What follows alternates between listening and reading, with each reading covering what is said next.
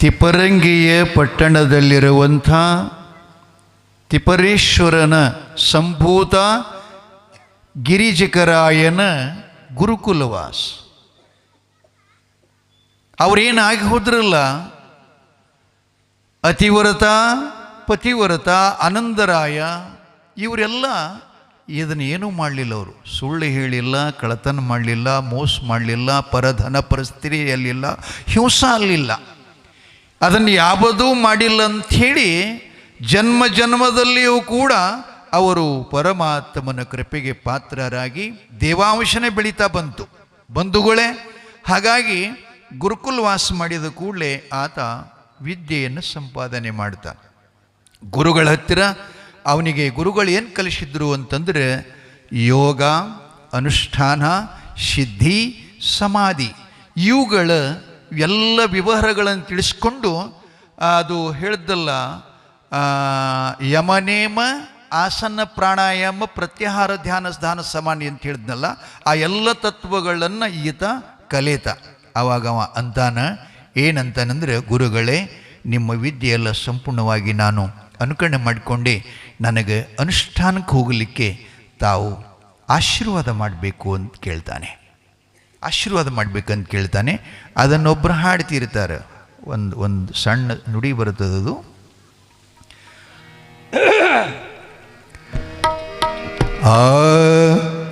ವಿದ್ಯಾ ಕಲಶಿದಾಯನಗೆ ಸದ್ಗುರು ದೇವಾ,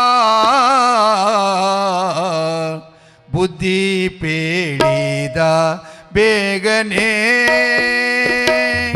ವಿದ್ಯಾ ಕಲಶಿದ ಎನಗೆ ಸದ್ಗುರು ದೇವಾ, ಬುದ್ಧಿ ಪೇಳಿದ ಬೇಗನೆ. ವಿದ್ಯಾ ಕಲಶಿದಾಯನಗೆ ಸಿದ್ಧಾಸನದಿ ಕುಳಸಿ. ವಿದ್ಯಾ ಕಲಶಿದಾಯನಗೆ ಸಿದ್ಧಾಸನದಿ ಕುಳಸಿ. ಅಧ್ಯಾತ್ಮದೋಳಿರುಪ, ಅಧ್ಯಾತ್ಮದೋಳಿರುಪ ಶುದ್ಧ ನಿರ್ಮಲ ತತ್ವ. ವಿದ್ಯಾ ಕಲಶಿದಾಯನಗೆ ಸದ್ಗುರು ದೇವಾ, ಬುದ್ಧಿ ಪೇಳಿದ ಬೇಗನೆ. ಜಯ ಮಂಗಲಂ, ಜಯ ನಮ ಪಾರ್ವತೇಶ. ಅನ್ರಿ ಓ ಮರಿವಿ ಬಿಡಬೇಡ್ರಿ ಅನ್ರಿ. ಅದು ಎಷ್ಟು ಸುಂದರ ಹೇಳುತ್ತೆ ನೋಡ.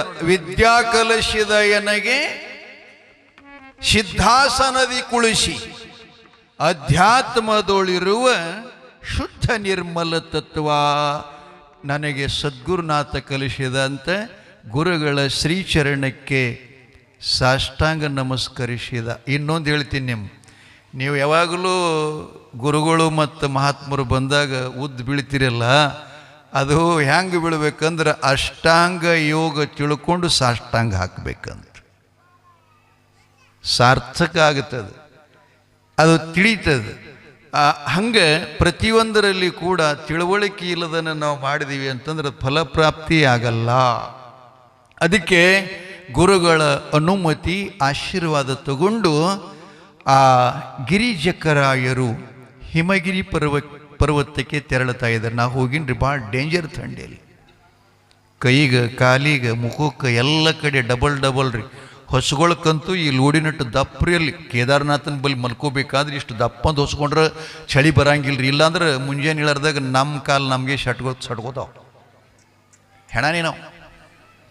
ನಾನು ಗಂಗಾ ನದಿ ಉಗಮಾಗಿದ್ರಿ, ಅಲ್ಲಿ ಗಂಗೋತ್ರಿ ಅಂತ ಬರ್ತದೆ, ಅಲ್ಲಿ ಒಳಗೆ ಸ್ನಾನ ಅಂತೂ ಮಾಡೋಕ್ಕಾಗಲ್ಲ, ಅದು ಬರಪ್ನ ನೀರು ಬರ್ತೈತ್ರಿ, ಅತ್ಯಂತ ಕೋಡ್ಲಿರ್ತದೆ. ಒಂದು ಸ್ವಲ್ಪ ಮೊಳಕಾಲು ಮುಟ್ಟು ನೀರಾಗಿ ಇಳಿದ್ರೆ ನನ್ನ ಕಾಲೆಲ್ಲಿ ಅವು ನನಗೆ ಗೊತ್ತಾಗಲಿಲ್ಲ, ಕರೆಂಟ್ ಹೊಡೆದಂಗೆ ಅದ್ರ ಜಿಗದ ಹಾರಿ ಮೇಲೆ ಬಂದೆ ನಾನು. ಅಂಥಲ್ಲಿ ಇವರು ತಪಸ್ಸು ಮಾಡ್ಲಿಕ್ಕೆ ಹೋಗ್ಯಾರ. ಯಾರ್ರೀ? ಅಲ್ಲಿ ಕಾಗಿಲ್ಲ, ಗುಬ್ಬಿಲ್ಲ, ನರಿ ಇಲ್ಲ, ನಾಯಿ ಇಲ್ಲ, ಯಾವ ಪ್ರಾಣಿ ಇಲ್ಲ, ಬರೀ ಬೆಟ್ಟ ಮತ್ತು ಮರಗಳು. ಇದನ್ನು ಬಿಟ್ಟರೆ ಮತ್ತೊಂದು ಏನು ನೋಡೋಕ್ಕಿಲ್ಲ, ಅಲ್ಲಿ ಏನೂ ಇಲ್ಲ, ಹೊಲಗಳಿಲ್ಲ, ಮನೆಗಳಲ್ಲಿ ಏನಿಲ್ಲ. ಅಂಥ ಆ ಪ್ರದೇಶದಲ್ಲಿ ಇವರು ಪ್ರತ್ಯಕ್ಷ ನಾನು ನೋಡಿ ಬಂದಿನಿ. ಅಲ್ಲೆಲ್ಲ ನಮ್ಮ ವೇದವ್ಯಾಸ ಭಗವಾನರು ಸರಸ್ವತಿ ನದಿ ಉಗಮಾದ ಸ್ಥಾನದಲ್ಲಿ 18 ಪುರಾಣ, 4 ವೇದ, 6 ಶಾಸ್ತ್ರಗಳು, 108 ಉಪನಿಷತ್ತುಗಳೆಲ್ಲ ಅವರು ಬರೆದಂಥ ಗುಹೆ ಇದೆ ಸರಸ್ವತಿ ನದಿ ಉಗಮದಲ್ಲಿ. ಸರಸ್ವತಿ ನದಿ ಭಾರತ ದೇಶದೊಳಗೆ ಎಲ್ಲಿ ಕೂಡ ಪ್ರಗಟಿಲ್ಲದು, ಕಣ್ಣಿ ಕಾಣೋದಿಲ್ಲ. ಅಲ್ಲಿ ಒಂದೇ ತವಲಿ ಕಾಣುತ್ತದೆ, ಗುಪ್ತವಾಗಿನೇ ಹರಿತಳತ್ತಕ್ಕೆ ನೆಲದಾಗ. ಅಲ್ಲಿನ ಪಾಂಡವರೆಲ್ಲ ಸ್ವರ್ಗಕ್ಕೆ ಹೋಗಿದ್ದು ದಾರಿ. ಅಲ್ಲೇ 1-2 ಕಿಲೋಮೀಟರ್ ಮೇಲೆ ಬದ್ರಿನಾಥ ಕ್ಷೇತ್ರ, ಬದ್ರಿನಾರಾಯಣ ಅಂಥೇಳಿ ಬಂಧುಗಳೇ. ಅಂಥ ನದಿ ಆ ಭೂಮಿ ಒಳಗೆ ಈ ನಮ್ಮ ಚರಿತ್ರ ನಾಯಕನ ಪೂರ್ವಜನಾಗಿರ್ತಕ್ಕಂಥ ಗಿರಿಜಕರಾಯರು ಅಲ್ಲಿ ತಪಸ್ಸು ಮಾಡ್ತಾ ಇದ್ದಾರೆ. ಅದು ಅನ್ನಿಲ್ಲ, ನೀರಿಲ್ಲ, ಹಣ್ಣಿಲ್ಲ, ಹಂಪಲಿಲ್ಲ, ಖಾರಿಕ್ಕಿಲ್ಲ, ಬಾಳೆಹಣ್ಣಿಲ್ಲ, ಖಜರಿಲ್ಲ, ಉತ್ತತ್ತಿ ಇಲ್ಲ. ಈಗ ನಾವು ಅನುಷ್ಠಾನ ಮಾಡಿದೆವು ಅಂದ್ರೆ ಅವೆಲ್ಲ ತೋತೆವು. ಏನಪ್ಪ ಅವೆಲ್ಲ ಹಾಲ ಬಾಳೆಹಣ್ಣು ಹೊಡೆದೇ ಇರ್ತೀವಿ ನಾವು ಒಳಗೆ. ಅವ್ರ ಅನುಷ್ಠಾನ ಹ್ಯಾಂಗೆ ಮಾಡಿದವ ಅಂತಂದರೆ ನಿರಹಾರಿಯಾಗಿ ಕಠೋರವಾದಂಥ ಅಂಥ ತಂಪಿನೊಳಗೆ ಅಲ್ಲಿ ಮನುಷ್ಯ ಇದ್ರನ್ನ ಅವನ ಕಥಿನ ಮುಗಿದು ಹೋಗ್ತೈತಿ. ಅಂಥಲ್ಲಿ ಕಠೋರವಾದಂಥ ತಪಸ್ಸನ್ನು ಆಚರಣೆ ಮಾಡ್ತಾನೆ. ಅವನ ತಪಸ್ಸಿಗೆ ಭಗವಂತ ಪರೀಕ್ಷೆ ಮಾಡ್ತಾನೆ. ಥಂಡಿ ಏನಿತ್ತಲ್ಲ ಅದಕ್ಕಿಂತಲೂ 2 ಪಟ್ಟು ಚಳಿ ಬರುವಂಗೆ ಅವ ತನ್ನ ಶಕ್ತಿದಿಂದ ಮಾಡಿಸೋದು. ಅಂದ್ರೆ ಇವನು ಎಬ್ಬಿಸ್ಬೇಕಂತ, ತಪಸ್ಸು ಮಾಡುವುದನ್ನು ಬಿಡಿಸಿ ಎಬ್ಬಿಸ್ಬೇಕಂತ. ಒಂದೊಂದು ಸಲ ಏನು ಮಾಡ್ತಿದ್ದ, ಆ ಬೆಟ್ಟದ ತುದಿ ಮೇಲಿರ್ತಕ್ಕಂಥ ದೊಡ್ಡ ದೊಡ್ಡ ಬಂಡೆಗಳೆಲ್ಲ ಉಳಿಸಿಬಿಡ್ತಿದ್ದಂತ. ಹಿಂಗೆ ಅಂದ್ರೆ ಅವನಿಗೆ ಬಂದು ಬಡಿದ್ರೆ ಅದನ್ನು ಹೆದರಿ ಏಳಬೇಕು ಅಂತೇಳಿ ತಿಳ್ಕೊಂಡು. ಆದರೂ ಈತ ಆ ಬಂಡೆಗಲ್ಲಕ್ಕೂ ಕೂಡ ಹೆದರದೆ ತಪಸ್ಸನ್ನು ಆಚರಣೆ ಮಾಡ್ತಾ ಇದ್ದಾನೆ. ನಂತರ ಘೋರವಾದಂಥ ಗುಡುಗು, ಸಿಡಿಲು, ಮಿಂಚಿನ ರಭಟದೊಂದಿಗೆ ಭೊರ್ಗರಿಯುವಂಥ ಮಳೆಯನ್ನು ಕೊಡ್ತಾ ಇದ್ದಾನೆ. ಆದರೂ ಕೂಡ ಗಿರಿಜಕರಾಯನು ಅನುಷ್ಠಾನ ಬಿಟ್ಟು ಪದ್ಮಾಸನ ಹಾಕಿಕೊಂಡು, ಏನಿಲ್ಲಿ 9 ಚಕ್ರದವ್ರಿ, ಸಂಡಸ್ ಜಾಗ ಹಿಡ್ಕೊಂಡು, ಸಂಸಾರ ಹಿಡ್ಕೊಂಡು, ಹೊಂಕಳು ಹಿಡ್ಕೊಂಡು, ಹೃದಯ ಹಿಡ್ಕೊಂಡು, ಗಂಟ್ಲ ಹಿಡ್ಕೊಂಡು, ಈ ಹುಬ್ಬಿನ 3 ಜಾಗ ಕೂಡ್ಯಾವಲ್ಲಿ ಇಲ್ಲಿ ಹಿಡ್ಕೊಂಡು, ಅಳ್ನೆತ್ತಿ ಹಿಡ್ಕೊಂಡು, ಸುಳಿ ಹಿಡ್ಕೊಂಡು, ಇಲ್ಲಿ 9 ಲಿಂಗ ಅದಾವ್ರಿ. ಇದ್ರಾಗ 9 ಲಿಂಗಕ್ಕೆ 9 ಮಂದಿ ಪೂಜಾರಿಗಳದಾರ. 9 ಮಂದಿ ಪೂಜಾರಿಗಳ ಜೊತೆಯಲ್ಲಿ ಒಂದೊಂದು ದಳಗಳದಾವ. ಕೆಳಗೆ 4 ದಳ ಅದಾವ, ಮ್ಯಾಲ 6 ಅದಾವ, ಅದಕ್ಕಿಂತ ಮ್ಯಾಲ 8 ಅದಾವ, ಅದಕ್ಕೆ ಮೇಲೆ 16 ಅದಾವ. ಹಿಂಗದಾವ್ರಿ. ಒಂದೊಂದು ಏನು 6 ಸ್ಥಾನವಲ್ಲ, 6 ಸ್ಥಾನದೊಳಗೆ ನಾವೇನಂತೀವಲ್ಲ, ಓಂ ನಮ ಅಂತೀವಲ್ಲ. ಇದೆಲ್ಲಿದಪ್ಪ ಮಂತ್ರ? ಬುಕ್ಕದಾಗಿಲ್ಲ, ಗ್ರಂಥದಾಗಿಲ್ಲ, ಪುರಾಣದಾಗಿಲ್ಲ, ಶಾಸ್ತ್ರದಾಗಿಲ್ಲ. ಎಲ್ಲಿ ಅದ? ನಮ್ಮೊಳಗೆ ಅದ.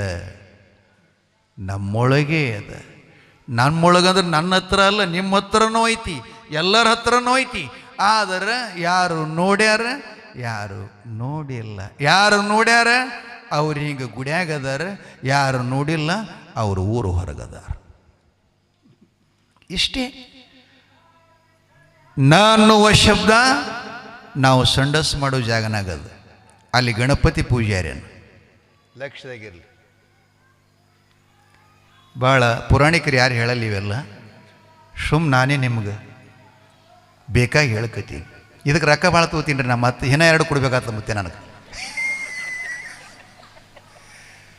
ಆದರೂ ಅವನ ಮೇಲೆ ಶ್ರದ್ಧಾ ಅದ. ನಂದು ಯಾವಾಗಾರಿ ಬಂದು ಸೇವಾ ಮಾಡಬೇಕಂತ ನನ್ನ ಮನಸ್ಸು ಹರಿತಿತ್ತು.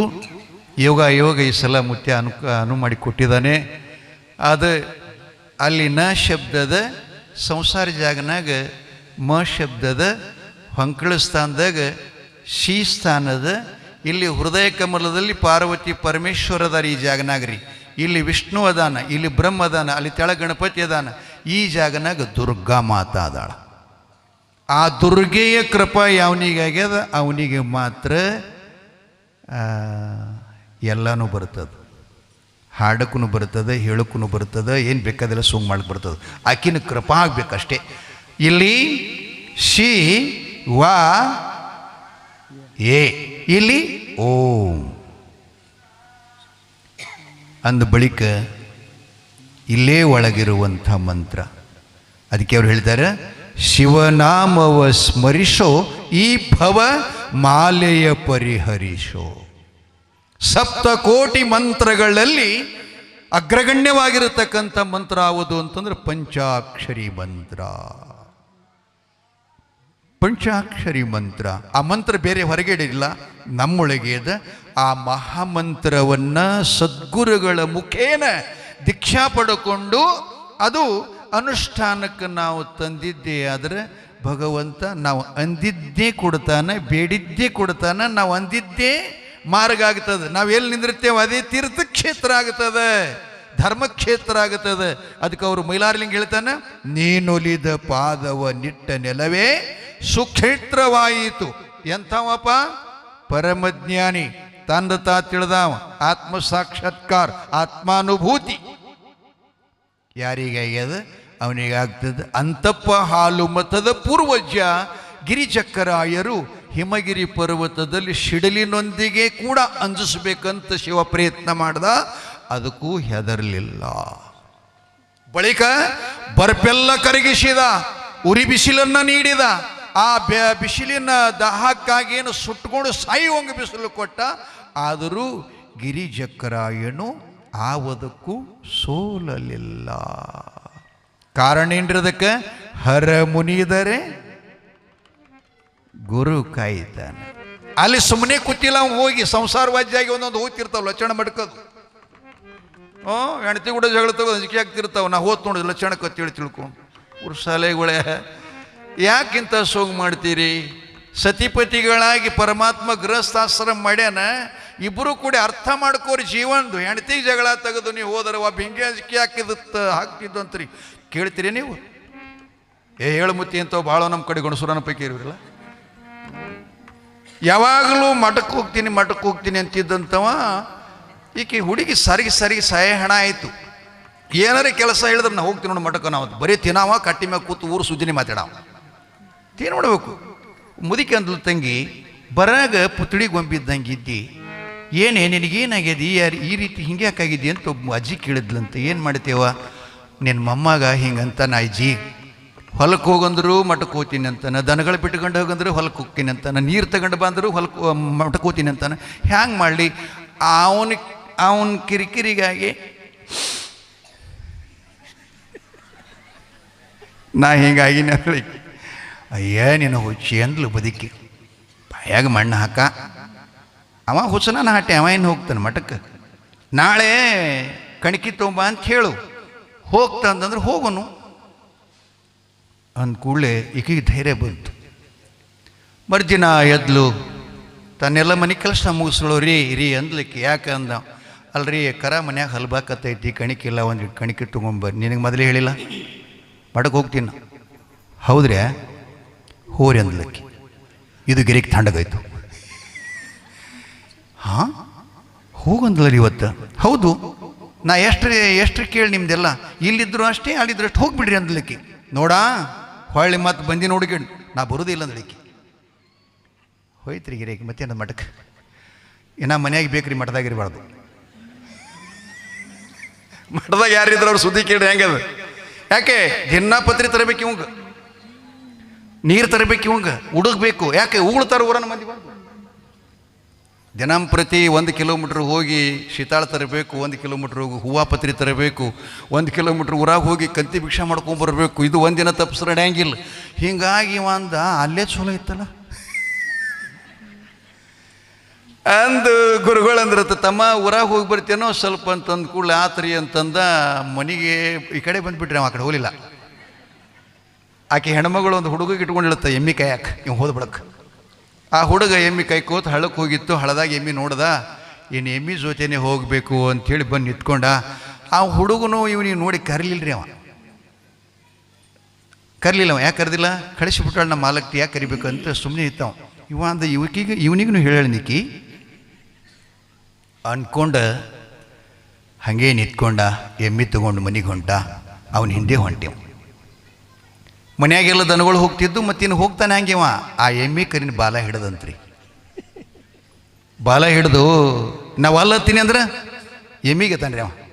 ಅದನ್ನು ಕರೆದಿಲ್ಲ ಬಿಟ್ಟಿಲ್ಲ. ಒಲ್ಲತ್ತೀನಿ ಅಂದ್ರೆ ಈಕೆ ಒಳಗಿದ್ಳು.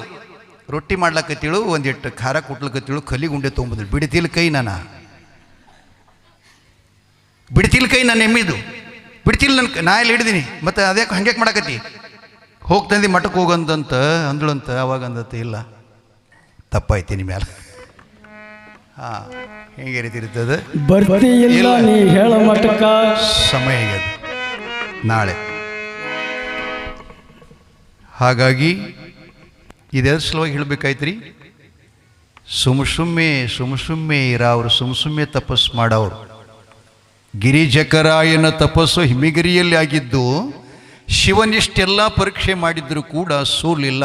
ಕೊನೆಗೆ ಶಿವನೇ ಪ್ರತ್ಯಕ್ಷನಾಗಿ ಈಗಾಗಲೇ ಹೇಳಿದ್ನಲ್ಲ, ಆ 7 ಜನ ಜಲಕನ್ಯೆಯರನ್ನು ನಿರ್ಮಿಸಿ ಆ ಬಳಿಕ ಆ ಗಿರಿಜಕರಾಯನಿಗೆ ಶಿವನು ಆಶೀರ್ವಾದ ಏನು ಮಾಡ್ತಾನಂದರೆ, ಅಪ್ಪ ನಿನ್ನ ತಪಸ್ಸು ಪೂರ್ಣ ಆಯಿತು, ನಿನ್ನನ್ನು ಅನೇಕ ರೀತಿಯಿಂದ ಪರೀಕ್ಷೆ ಮಾಡಿದೆ, ಆ ಪರೀಕ್ಷೆಯಲ್ಲಿ ನೀನು ಸೋಲಲಿಲ್ಲ, ನಿನ್ನ ಗೆಲುವಾಯಿತು, ಇನ್ಮೇಲೆ ನಿನ್ನ ತಪಸ್ಸು ಸಿದ್ಧಿ ಆಯಿತು.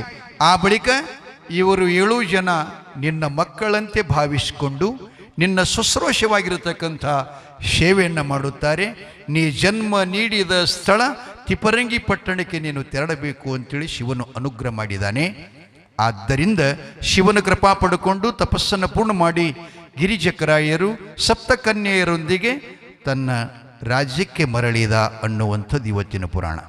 ನಾಳೆ ತನ್ನ ಸ್ವಗ್ರಾಮಕ್ಕೆ ಬಂದು, ಪಟ್ಟಣಕ್ಕೆ ಬಂದು ರಾಜ್ಯಭಾರ ಆ ಸಪ್ತಕನ್ಯರೊಡಗೂಡಿ ಯಾವ ರೀತಿಯಾಗಿ ಈ ಧರ್ಮ ಸಮಾಜವನ್ನು ಕಲ್ಯಾಣ ಮಾಡುತ್ತಾನೆಯೋ ಅದನ್ನು ನಾಳೆ ನೋಡೋಣ. ಎಲ್ಲರಿಗೂ ನಮಸ್ಕಾರ.